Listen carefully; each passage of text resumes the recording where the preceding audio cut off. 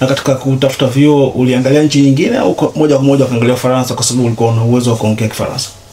Swali zuri. Mimi hasa nilikuwa naangalia vyuo vya Europe. Okay. Including UK. Hata Marekani sijawahi kuangalia kusema kweli. Kwa nini? Mimi unajua ni mpenzi wa football. Na ni timu gani? Man United. Kina Mbumo.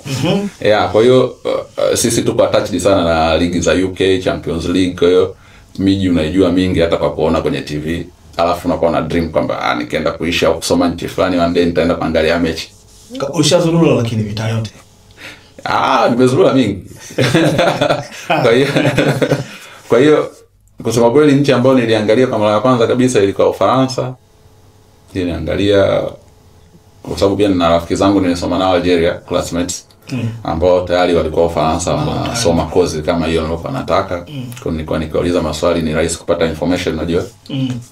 Alafu niliangalia UK, niliangalia pia kidogo Sweden.